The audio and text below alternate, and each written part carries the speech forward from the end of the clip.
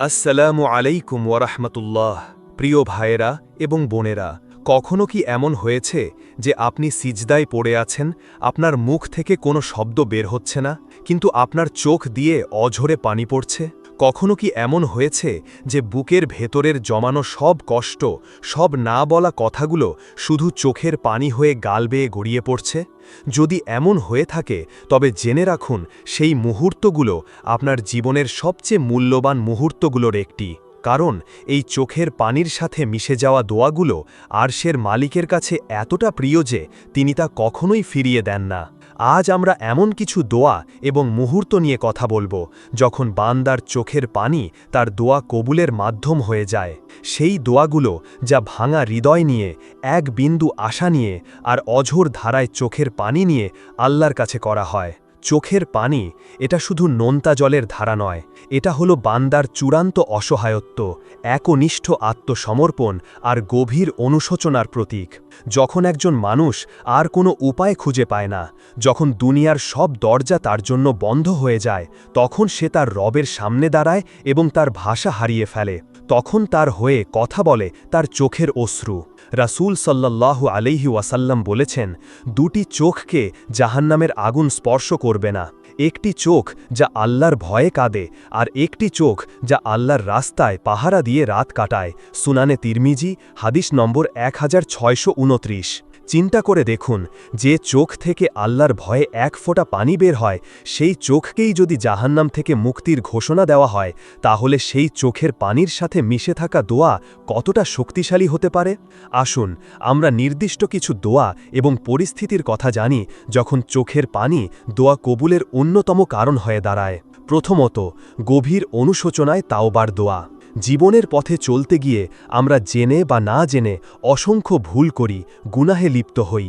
এক সময় যখন আমাদের ভেতর অনুশোচনার আগুন জ্বলে ওঠে, যখন নিজের গুনাহের ভারে অন্তরটা দুমড়ে মুচড়ে যায়, তখন নির্জনে আল্লাহর সামনে দাঁড়িয়ে যদি দুফোঁটা চোখের পানি ফেলা যায়, তবে সেই তাওবা আল্লাহ সবচেয়ে বেশি ভালোবাসেন।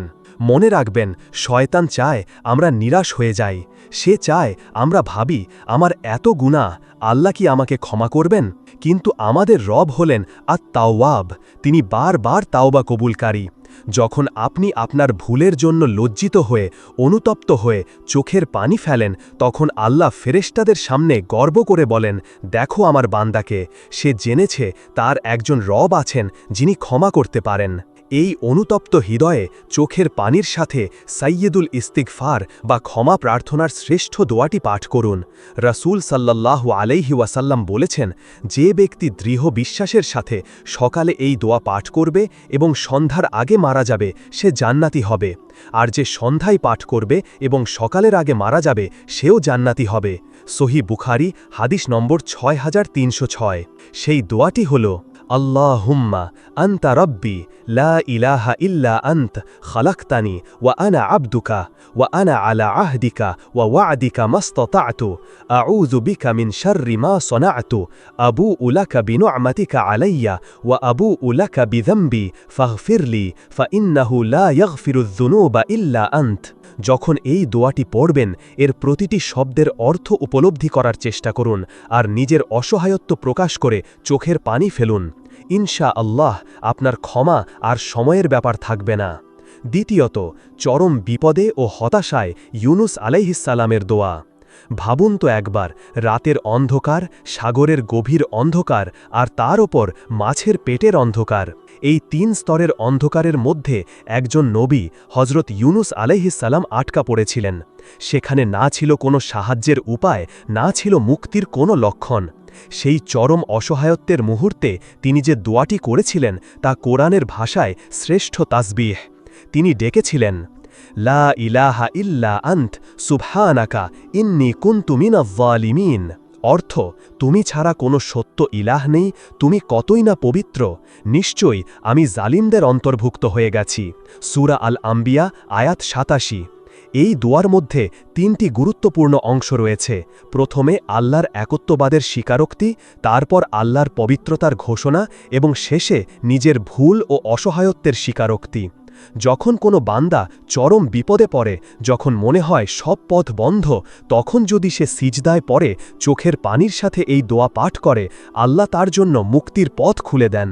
রাসূল সাল্লাল্লাহু আলাইহি ওয়াসাল্লাম বলেছেন, যে কোনো মুসলিম ব্যক্তি যে কোনো বিষয়ে এ দোয়া পাঠ করবে, আল্লাহ তা কবুল করবেন। সুনানে তিরমিজি, হাদিস নম্বর 3505। আপনার জীবনে যখনই এমন কঠিন পরিস্থিতি আসবে, হতাশ হবেন না। নির্জনে অজু করে 2 রাকাত সালাত আদায় করে সিজদায় পড়ে চোখের পানির সাথে এই দোয়াটি বারবার পড়তে থাকুন। বিশ্বাস রাখুন, যে আল্লাহ মাছের পেট থেকে ইউনুসকে উদ্ধার করেছিলেন, তিনি আপনার বিপদ থেকেও আপনাকে উদ্ধার করতে সক্ষম। তৃতীয়ত, মাজলুম বা নির্যাতিত ব্যক্তির দোয়া। যখন কোনো মানুষ জুলুমের শিকার হয়, যখন তার অধিকার কেড়ে নেওয়া হয় আর তার প্রতি অন্যায় করা হয়, তখন তার হৃদয় ভেঙে চুরমার হয়ে যায়। সেই ভাঙা হৃদয় নিয়ে চোখের পানি ফেলে সে যখন আল্লাহর কাছে বিচার চায়, সেই দোয়া সরাসরি আরশে পৌঁছে যায়। সেই দোয়া আর আল্লাহর মাঝে কোনো পর্দা থাকে না। রসুল সাল্লাল্লাহু আলাইহি ওয়াসাল্লাম হজরত মুয়াজকে ইয়েমেনে পাঠানোর সময় উপদেশ দিয়েছিলেন, মাজলুমের বদদোয়া থেকে বেঁচে থেকো, কারণ তার দোয়া এবং আল্লাহর মাঝে কোনো আড়াল থাকে না। সহিহ বুখারী, হাদিস নম্বর 2448। যদি আপনি কখনো এমন পরিস্থিতির শিকার হন, ধৈর্য হারাবেন না। মানুষের কাছে বিচার চেয়ে হতাশ না হয়ে শেষ রাতের গভীরে উঠে পড়ুন। আপনার চোখের পানিকে সাক্ষী রেখে আপনার রবের কাছে আপনার কষ্টের কথা বলুন। জালিমের জন্য বদদোয়া না করে নিজের জন্য সবর এবং উত্তম প্রতিদান কামনা করুন। আল্লাহর আদালতে আপনার চোখের পানির মূল্য হীরা জহরাতের চেয়েও বেশি। তিনি অবশ্যই আপনার ডাকে সাড়া দেবেন। চতুর্থত, সন্তানের জন্য পিতামাতার অশ্রুসিক্ত দোয়া। দুনিয়াতে পিতামাতার চেয়ে নিঃস্বার্থভাবে আর কেউ ভালোবাসে না। সন্তানের সামান্য কষ্টে তাদের অন্তর কেঁদে ওঠে। এই পিতামাতা যখন তাদের সন্তানের মঙ্গলের জন্য, তার হেদায়েতের জন্য কিংবা তার বিপদ মুক্তির জন্য চোখের পানি ফেলে দোয়া করেন, সেই দোয়া আল্লাহ ফিরিয়ে দিতে লজ্জাবোধ করেন। রাসূল সাল্লাল্লাহু আলাইহি ওয়াসাল্লাম বলেছেন, 3টি দোয়া নিঃসন্দেহে কবুল হয়: মাজলুমের দোয়া, মুসাফিরের দোয়া এবং সন্তানের জন্য তার পিতার দোয়া। পিতামাতার চোখের পানি ঝরানো দোয়া তাদের সন্তানের জন্য আল্লাহর রহমতের দরজা খুলে দেয়। তাই পিতামাতাকে বলবো, আপনার সন্তানের জন্য দোয়া করতে কখনো কার্পণ্য করবেন না। বিশেষ করে যখন আপনি তাদের নিয়ে চিন্তিত, তখন সিজদায় পড়ে কাঁদুন। আপনার চোখের পানি বৃথা যাবে না। আর সন্তানদের বলবো, কখনো পিতামাতাকে কষ্ট দেবেন না, কারণ তাদের চোখের পানির একটি ফোঁটা আপনার জীবনকে কঠিন করে দিতে পারে। পরিশেষে একটি কথা মনে রাখতে হবে, দোয়া কবুলের জন্য শুধু চোখের পানিই যথেষ্ট নয়। এর সাথে প্রয়োজন একনিষ্ঠ নিয়ত, আল্লাহর প্রতি দৃঢ় বিশ্বাস এবং হারাম উপার্জন থেকে মুক্ত থাকা। কারণ রাসূল সাল্লাল্লাহু আলাইহি ওয়াসাল্লাম এমন এক ব্যক্তির কথা উল্লেখ করেছেন, যার চুল উস্কো খুস্কো, শরীর ধুলোমলিন, কিন্তু তার খাদ্য, পানীয় ও পোশাক সবই হারাম। সে দোয়া করলে তা কিভাবে কবুল হবে? সহিহ মুসলিম, হাদিস নম্বর 1015। তাই আসুন আমরা আমাদের জীবনকে পবিত্র করি, আল্লাহর কাছে একনিষ্ঠভাবে চাই। যখনই দোয়া করব, এমনভাবে করব যেন এটি আমাদের শেষ দোয়া। এমনভাবে চাইব যেন আল্লাহ ছাড়া আর কোনো সাহায্যকারী নেই। আর যখন আমাদের চোখ থেকে 2 ফোঁটা অশ্রু গড়িয়ে পড়বে, তখন বিশ্বাস রাখব আরশের মালিক আমার দিকে মুস্কুরাচ্ছেন এবং আমার দোয়া কবুলের প্রস্তুতি নিচ্ছেন। আল্লাহ সুবহানাহু ওয়া তাআলা আমাদের সবাইকে কান্নারত চোখ এবং বিনয়ী হৃদয় দান করুন। আমাদের প্রতিটি অশ্রুসিক্ত দোয়া তিনি কবুল করে নিন। আমিন। জাযাকাল্লাহু খাইরান। আসসালামু আলাইকুম ওয়া রাহমাতুল্লাহ।